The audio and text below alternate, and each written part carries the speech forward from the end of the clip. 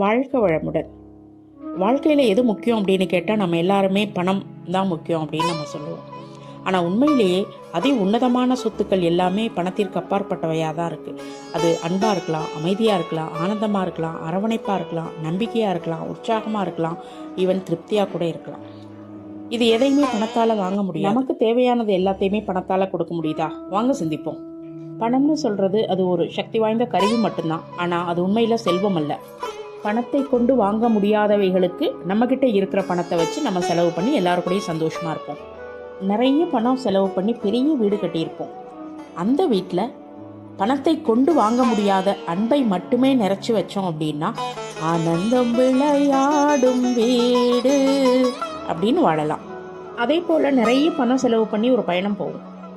அந்த பயணம் என்னைக்கு நினைத்தாலே இனிக்கும் அப்படிங்கிற மாதிரி நெகிழ்ச்சியான நினைவுகளை, அனுபவங்களை உண்டாக்குற மாதிரி இருந்தால் தான் அந்த பயணம் போனதுக்கு அர்த்தமாகும். இன்னும் நிறைய பணம் கொடுத்து நம்ம நிறைய டூல்ஸ் வீட்டில் வாங்கி வச்சுருக்கோம். பெரிய TV, hi-tech phones, sophisticated car, இது மாதிரி எல்லாம். அப்போது அது கூடவே நம்ம எப்பவும் ஒன்றி இல்லாமல் நம்ம கூடயும் நம்ம கூட இருக்கிறவங்களோடையும் ஒன்றி இருக்கிறது தான் நல்லது. இப்படி நம்மளை சுற்றி இருக்கக்கூடிய அத்தனை உயிர்களோடையும் நம்ம ஆழமான நேசத்தை வளர்த்து கொண்டோம்னா சுய வளர்ச்சியும் விழிப்புணர்வும் ஆட்டோமேட்டிக்காக நமக்கு வந்துடும்.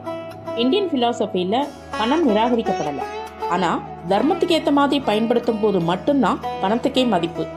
அப்போ உண்மையான செல்வம் மன அமைதியில் தான் இருக்குது அப்படின்னு ஃபிலாசபி சொல்லுது. சைக்காலஜி ஆங்கிளில் திங்க் பண்ணும்பொழுது அதிக பணம் கொடுத்து பொருட்களை குவிக்கிறவங்களை விட யார் ஒருத்தர் தன்னுடைய சொந்த அனுபவங்களுக்காகவும் அடுத்தவங்களுக்கு உதவி செய்கிறதுக்காகவும் பணத்தை செலவு பண்ணுறாங்களோ அவங்க தான் சந்தோஷமாகவும் ஆரோக்கியமாகவும் இருக்காங்க அப்படின்னு சைக்காலஜி சொல்லுது. இன்னும் சொல்லப்போனால் நம்மளுடைய மூளை உள்ளார்ந்த அர்த்தத்தை அடிப்படையாக வச்சு தான் செயல்படுதே தவிர பொருட்களை அல்ல அப்படிங்கிற ஒரு கணிப்பும். உண்மையான மதிப்பை பணத்தால் வாங்க முடியாது. அதனால் புலன்களுக்கு புலப்படாதல நம்ம செலவு பண்ணுவோம். பணத்திற்கு அப்பாற்பட்டது எதெல்லாம் இருக்கோ அதுக்கெல்லாம் நம்ம செலவு பண்ணுவோம். ஞானமும் ஒரு செல்வம் தான் அப்படின்னு நாம் புரிந்து கொண்டு நம்மளுடைய வாழ்க்கையை தொடருவோம். அதிகமான வசதிகளோ பொருட்களோ இருக்கிறவங்க பணக்காரங்க இல்லை. தேவைகள் அதிகம் இல்லாமல் இருப்பவங்க தான் உண்மையிலேயே செல்வந்தர்கள். இன்னையிலிருந்து என்னுடைய செல்வத்தை நான் எப்படி பயன்படுத்துகிறேன்? நான் இன்னும் பொருட்கள் வேணும், அது வேணும், இது வேணும்னு வாங்கிட்டே இருக்கேனா அல்லது வளர்ந்துட்டு இருக்கேனா அப்படின்னு நம்மளை நாமே கேள்வி கேட்டுக்கலாம். ஆக நம்மளுடைய வாழ்க்கை பயணத்துக்கு பணம் ஒரு கருவி மட்டும்தானே தவிர இலக்கு அல்ல. வாழ்க்கையினுடைய உண்மையான செல்வங்கள் அன்பு, அமைதி, அர்த்தம், விழிப்புணர்வு இதெல்லாம் பணத்திற்கு அப்பாற்பட்டவைகள். அதனால நம்ம அதிகமாக பணம் சம்பாதிக்கிறதோட மட்டும் இல்லாமல் அதிகமாக வாழவும், பகிரவும், வளரவும் வேணும். பணத்தை கொண்டு இதய கதவை திறப்போம். மகிழ்வுடன் வாழ்வோம். நன்றி.